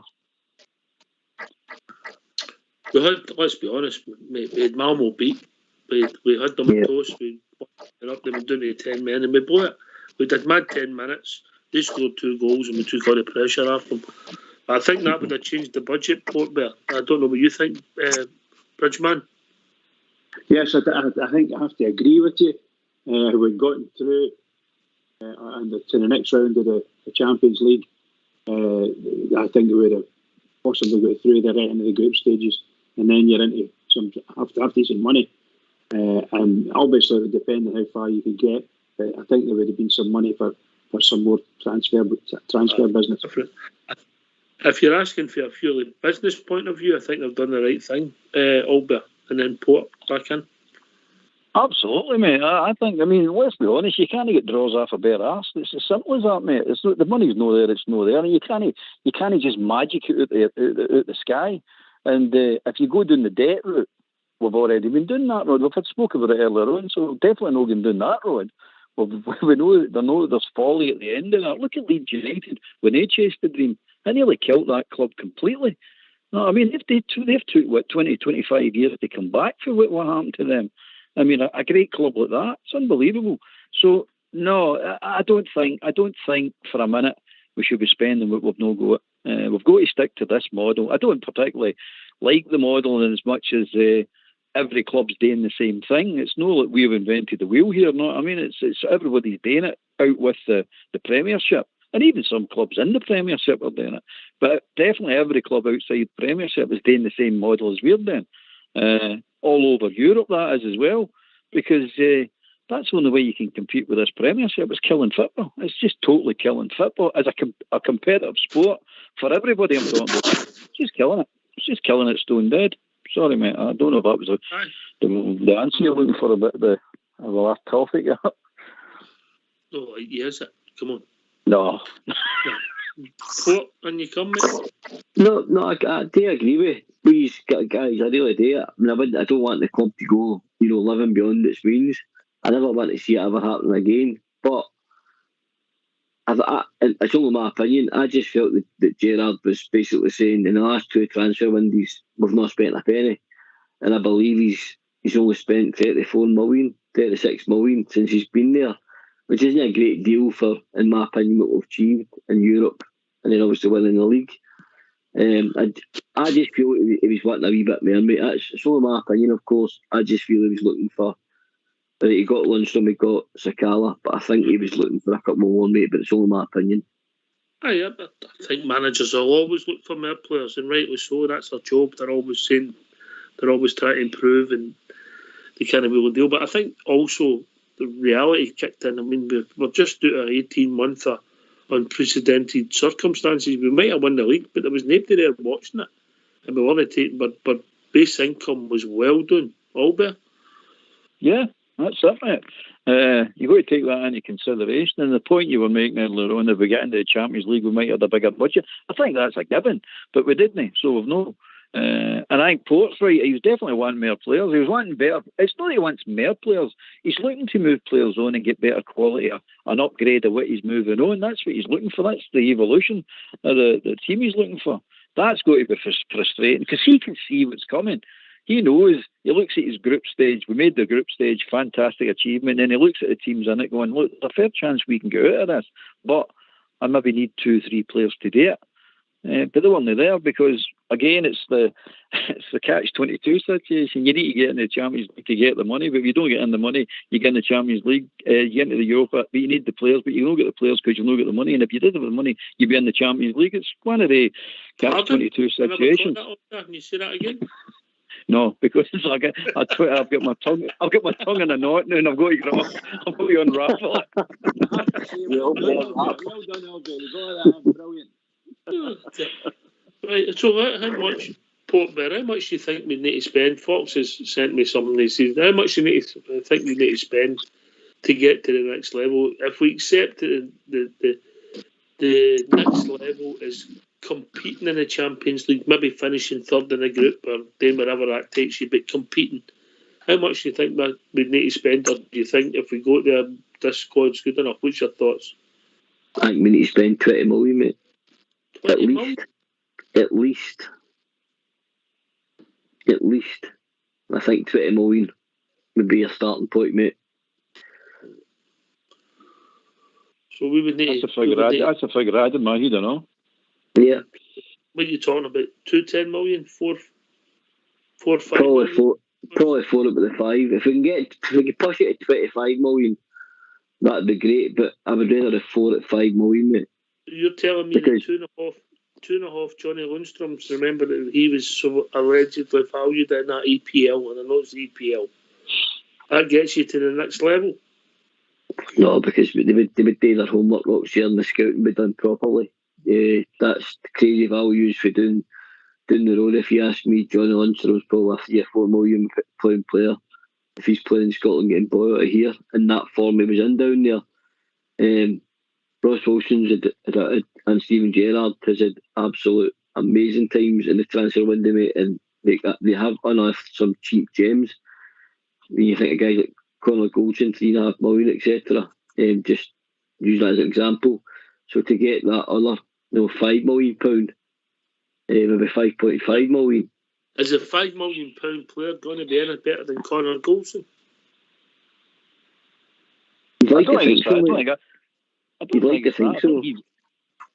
I think he's moving anyway, so I think it's a replacement with him better. Is it inflation? Because we signed him, that'll be 4 years ago by the time if he leaves us next summer. That'll be 4 years ago, that £3.5 million player. But what I'm saying is to get us to the next level, buying another Conor Goldson, is that going to get us to the next level? No. I mean, Cruel Conor. I don't know what you think, Bridge. No, I've said it all along. You have to, the ones that you've got now, you've got to buy better. If you're going to go out and spend money, buy better. If you're instead of spending 4 players, spend on 3 players.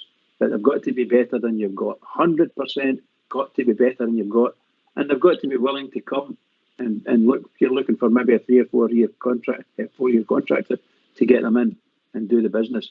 But they've got to be able to hit the ground running. And they've got to have a lot of skill, a lot of good skills. And there's a number of things all of us would like to see in a number of different positions.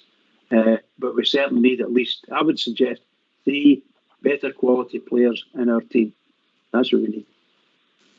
I'll be honest, I think you're being conservative. To get us to the next level, to be competing, I think you're maybe talking about 5 players a Ryan Kent value or more. To get maybe even 6 players, and then you're talking to heading towards 50 million quid, and that's a lot. You're not going to get that in Scottish football. That's the trouble. That's the problem we've got. I think it was Albert used the term glass ceiling. Albert. Yep, Ken. There's no way you're spending 50 million, mate. Not in one season, you know. Never. It's not going to happen. If you look at to spend 20, I don't think you're even going to come close to. If you were spending the 20, it'd be 686. Agree with you. It'd be 686 to me, 6 for a centre half, 8 for a midfielder, and 6 for a centre forward. That's where you're going to spend it. There's no doubt, right down the centre of the team. That's where you're going to spend it. Whether that's going to be good enough to compete in the Champions League group stages, I doubt it. But that's what you're looking at, mate. And if you've got to spend 50 million, what market area would we be dealing in? Because you're looking for people who I would suggest have already got European Champions League experience. So you're talking the top end of the 20s, I would suggest, to a type of player, you know. and obviously they're going to be, I don't know, moving away for whatever reason away from their club. I don't think we want to be spending 10 or 12 million pounds on a player. I doubt it very much we want to do that. I don't see it. We won't have, you take 3 of them, for God's sake, you're talking 30, anywhere between 30 and 40 million. It's just not going to happen. Just won't. But that's the type of player you want. Someone who has got the experience and the ability to drag the rest of the players around a bit on. And I don't know how we're going to do it. Maybe a miracle if we get it done. Yeah, it's an interesting debate. I mean, I think we've been very complimentary in a roundabout sort of way to Stevie G Portberg when we're saying, right, get us to the next level, because the level we was at when we walked in the door and where we are now, it's just night and day. I agree, Oxia, but it's unbelievable what he's done. I've always said, in Europe especially, the squad we've had, in my opinion, we've punched well above our weight. We really have. We probably should never have been beating teams like Braga and Porto and Galatasaray with this squad. But at the time last year, this squad were playing like an absolute team. Michael Beale and Gerrard were tactically blowing people out the water, which was fantastic. But if we're talking about the next level, which we're on discussion now, is this team going to take us any further? Or is this, I hate to say it, mate, is this team, the management team, because of finances, is this it coming to an end? Is this as far as Steven Gerrard and Michael Beale can take us, mate? No, I don't believe it is. I don't believe there is. Let's be honest, they've not conquered Scotland yet, have they? One trophy. No, they've not. No, it's not. But I'm talking European sense here. Mm-hmm. To go to the next level in the Europa and the Champions League, which will be, if you think Europa's hard, you got a few rungs in the ladder. The Champions League, mate. So that's my worry. But we've already played this time. We played a group game qualification game against Malmo, and they suckered us. And nobody's fault but our own. We got beaten by a team we should have beat, and we had the game won, and we lost it and threw it away. And that's not good quality, shall we say, play for a Champions League. Just we know it. We know that. We know it. We came down into the Europa League, and we're doing similar things. We're throwing games away, and what step up are we on? I think we need to get our heads on right. We want to get to the level where we can play comfortably in the Europa League. That's the first thing we need to do. Get ourselves settled in the cup. Otherwise, we're going to need £50 million. We need to get players that can play in the Europa League at that level of football before we can say, let's go up here and challenge in the Europa League. It's difficult, mate. It's difficult because of the league we play in. Absolutely, 100%. The good thing about it is, he likes if we don't qualify out of this Europa League section. It all goes tits up and we don't get out. Well, we're no great debt now. But if you get down the £50 million route for the Champions League next year and you don't qualify out it to start earning, what's the amount you can make? 30 million. You're in deep shit now, mate. You really are. I'm sorry for swearing, but you really are. You're now in debt up to your eyes now, and you've no mate. You've dug a big hole for yourself and then just jumped in. And you're saying at the moment you're competing in Europe, sort of, for the last 3 years. No went too well this year, but it's not done yet this year. But it's not went too well. It could turn round. But even if it doesn't go well, there's no debt. You're not coming out of that going, we've got a massive debt here and a big hole to fill. It's not like that. So you've got to stick to what you're doing at the now. And if it works out for you, great. If it doesn't, it's no the end of the world. There's always next year. Aye, well, I accept your point, mate. I just think it's a very difficult tightrope because, listen, somebody could give you £50 million, but there's no guarantee of success because two of them could break their leg in their first game, and you could have a Daniel Proda in your own. You never know what you're going to get, do you? No, it's a fact, and you've got to be careful now. Mm-hmm. Aye, interesting. Aye. Listen, it'd be great to hear people's thoughts, Bridge. Would they like that to have been Rangers today, Newcastle? All bears talk about it. Can I just say about the debt thing? I'm trying to keep my own counsel at the moment. We've got an AGM coming up very soon, in the next month or so, and then just before that, they release the year-end figures for last year. Mm-hmm. And when you speak about debt, I don't know what we're expecting there, but I think last year we were like 11 million or something like that, maybe 14 million. And debt could be higher this year. I don't know. But I would think it's going to be higher because of COVID. Absolutely, maybe a bit higher. So I don't know what figure of debt we've got. It'll be managed by the board. The board are managing it, and they'll do the business the same as they've done, which is very good. And I'm really pleased with them. But it's just when Old Bear's saying about debt, that when you open up the books, sometimes it gives you a fright to think that here we are, we're doing all this work, and you're buying all these shirts. For goodness sake, you're spending as a group. The fans are spending millions of pounds on Rangers, and my goodness gracious, we're still in debt. But you look back and you see why. You know, they're not getting the big gates for a European game. These kind of things. That's a lot of money. So we need to be able to go that way, get these big European nights, and do it and win and get a good run. That's what we need, for sure.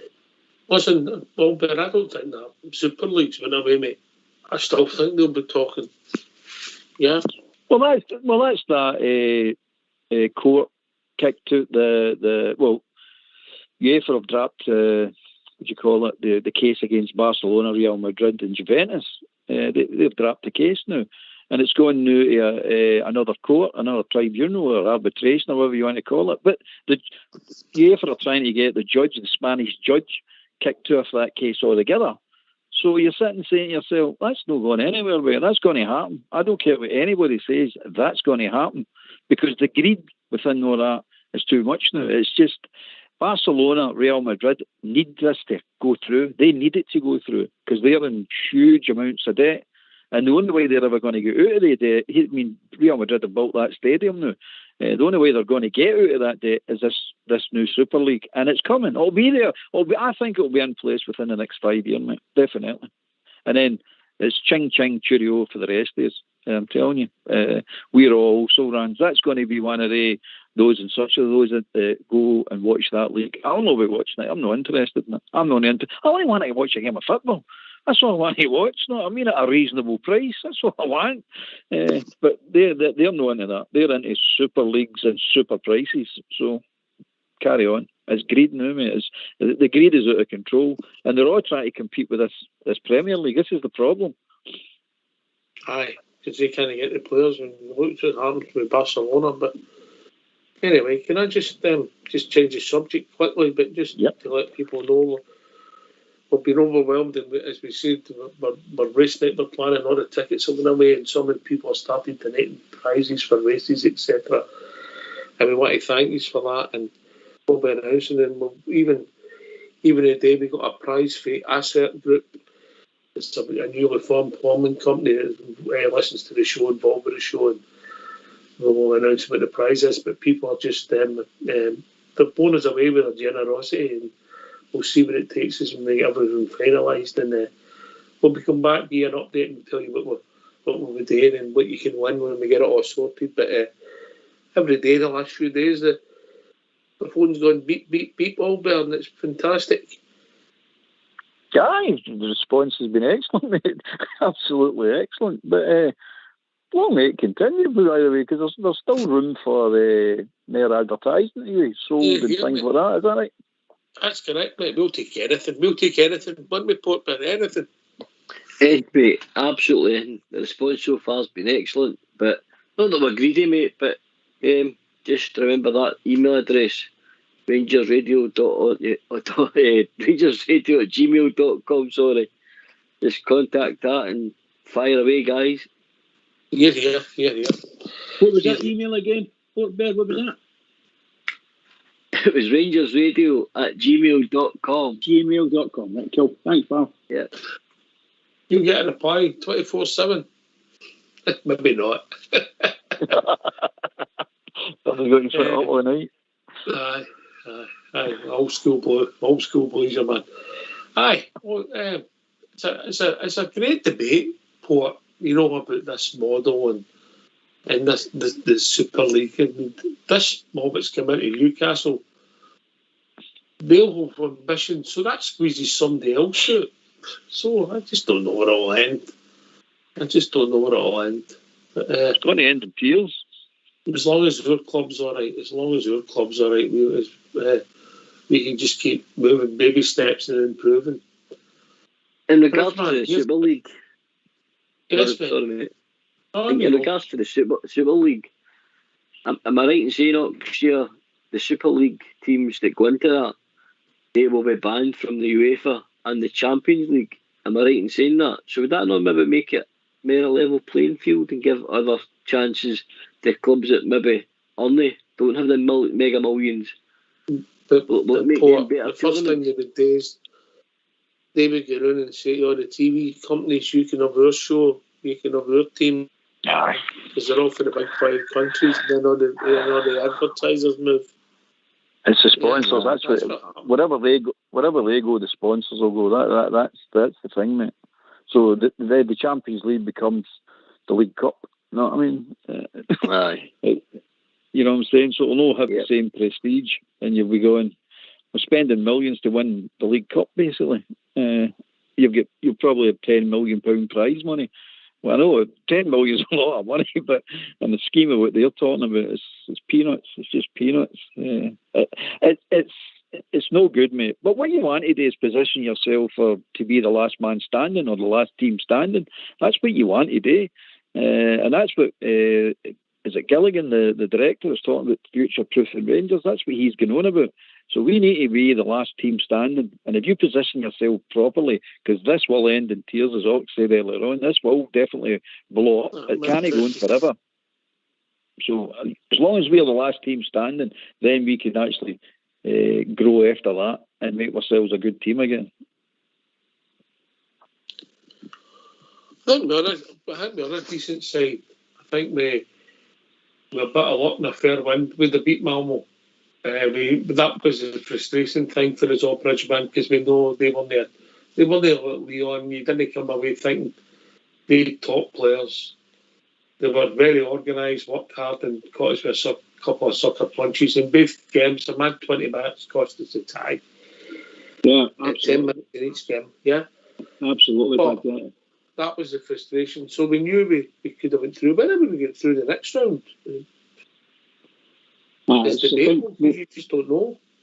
I think most Rangers fans are completely disappointed with Rangers in the performances. 2 performances against Malmo. We let ourselves down badly, shot ourselves in the foot, because we are a better team than we showed, particularly in those mad 20 minutes you're talking about.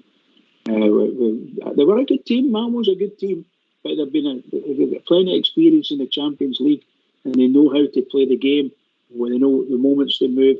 So these kind of things are there. They've got no bad coach. And they're not a bad team, no, it's a soccer team. But we shouldn't have given in the way we gave in. It shouldn't have happened. We should have beat that team. Both sides, we should have beat them home and away. That's my honest opinion. But we let ourselves down, and they showed that they're not a bad wee team, and we can take half of them, and they did. And we carried on doing the same stupid things again. You know? Aye. I walked away from that game angry, mate. I really did. I was angry and disappointed. The reason I was angry and disappointed was because we got them down to the last 45 minutes of the game, and we had them where we wanted them, and we let them off the hook for that 45 minutes. Spot on. We could have pummeled them that 45, absolutely pummeled them, and we didn't.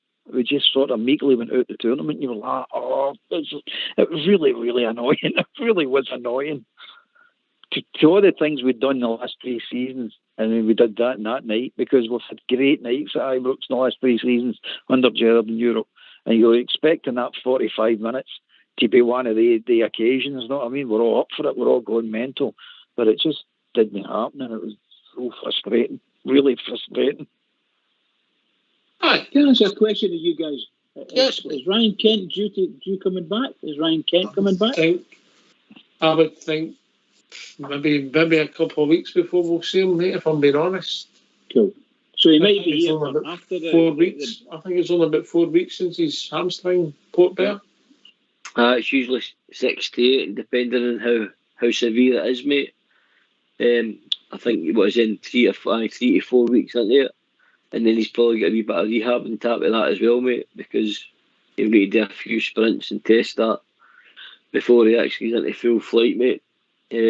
But I do believe Ryan Jack's nearing a return, mate.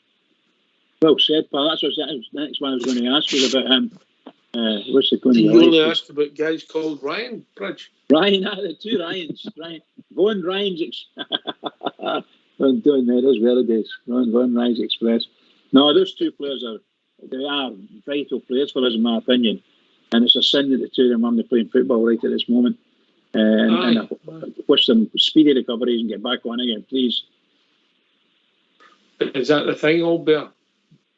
You know, you can't cope with your top players because your squad's not as heavy as you think. Well, I mean, that nonsense everybody was talking about, we'll get 2 players for every position. You know what I mean? We'll take a few injuries and all of a sudden we're all over the shop. So you sit and say, the team's good. I'd say the first 16 is good. After that, we're sort of struggling, mate. But I'll believe Ryan Jack's back is when he runs out that tunnel with a jersey on and goes onto the park. That's when I'll believe he's back. I think he's just back training at the moment, so that doesn't mean anything to me. No, I know what you're saying. That could be 3 months, couldn't it? There's no guarantee you're going to see him in a couple of weeks, you know. So once he's in that tunnel, ask the other boys. Ask the other boys this other night. Yourself and Port, Albert, how do you rate and how do you score the season so far? Albert and Port Bear. Europe, I'd say I split it. I don't get overall. I'll give Europe 3 and I'll give the league 5. And the reason I'm giving the league 5, I know we're sitting top of the league, but we've not won the league. We're only sitting top of the league. It doesn't mean anything at this time of year. But the reason I'm giving it 5 is you've got to give your room for improvement. And the team will improve. There's no doubt about it. The team will improve. So I'm giving that 5 so I can get an extra 5 when they do improve. Because they're getting by and results matter. That's all that matters. So as far as I'm concerned, it's 5 with improvement coming. All right. Okay. I get where you're coming from. I understand that fully. Port Bear? I'm going to give overall, I'm going to join it though, Oxshire. I'm going to give overall a 6. I think the frustrating thing with Rangers is we know what they're capable of and they're just not reached them heights. But like Albert says, for not reaching them heights in the way they've played, what it tells me is how poor the league is, because we've beat 2 of the so-called top teams in the league when we've not been at our best. And I believe, Oxshire, that we're best once we get our fully fit squad back, i.e. Kent, Ryan Jack, etc. And we do reach the heights of what we're capable of, I think that league gets destroyed, mate. Absolutely destroyed. But so far, a 6. I can't disagree with either, but I'll go with what Port Bear says. I think probably a 6 so far. 6, maybe 6.5. I do that, yeah. All right, well, gentlemen, we've reached that time of the evening. Albert, 2 hours. Flies in, doesn't it, mate? Flies in. It's enjoyable, but it really isn't. I don't know if everybody listening has enjoyed it, but we're enjoying it. Really interesting. I like to hear the points of view. I like to hear Port's point of view. He's played the game at a decent level and he's got a good insight in the game. So I like listening to that. Mm-hmm. Aye, everybody sees it slightly different, Porter. Aye, that's the beauty of the show, Oxshire. You've got all sorts of generations. Great insight for like Bridgeman on the early years, Albert as well, yourself, and we've all got different opinions in football. We've played football at different levels, etc. And I think that's what creates great debate, mate, because we all see football slightly different. We never ever see it the same. You could tell that the night with the guys' team selections. I think that was excellent, mate. So a fantastic show, mate. Well done. Thanks to Angus and Andy. Andrew. I'm make sure I get the guy's name right. Alan. Yeah. Alan for Amsterdam. Alan. I'm going to have a steak. Angus has made me feel like a steak. A mistake. I'm kidding, pal. Right, okay. Well, it's over to you, Bridgeman. Oh, what can I say? By the way, Oxford, fantastic night. Absolutely brilliant. So well done to you and your techie team, and I know the rest of the boys. Well done. And can I just say thanks to the two partners on the presentation side of things. Magic, like brilliant to listen to and converse with. Marvellous. Can I just say to all the Rangers fans all over the world, particularly Rangers fans on here on Rangers Radio, remember, we're all Rangers fans. So please remember that. Keep it going for the Rangers, because the Rangers need us. They really do. Keep it going. All right, as I said, I thought Alan played Amsterdam, and I've got this Albert Stateman, Albert Stateman, Albert for joining us here on the show, and of course Bridgeman Fox and Old School Blue for doing the technicals. We'll be back as a show tomorrow night with Rangers Radio. We'll be joined by Bridgeman, Southside, and the one and only JFK. Stay safe, everybody. Take it away, Old School Blue. We are the Rangers FC. We are the people, you better believe. We are together, we're doing the fancy all over the world. We had our troubles, but now they are gone. They tried to kill us, but the Bears we stood strong. We are together, doing the fancy all over the world. Lucia by Brox for Lancer 3. Follow, and God save the Queen. You'll hear us singing, doing the fancy all over the world.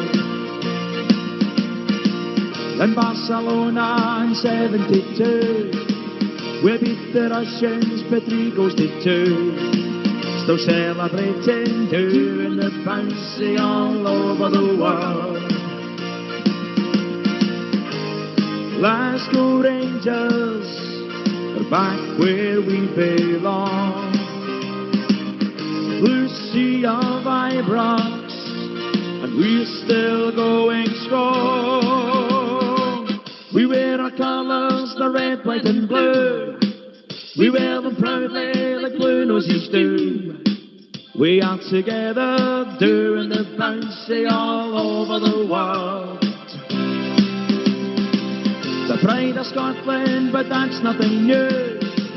The pride of Glasgow, and Glasgow is blue. We are together, doing the fancy all over the world.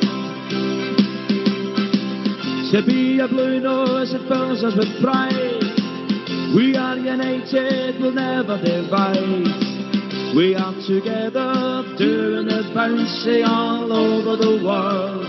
Doing the fancy all over the world. Doing the fancy all over the world.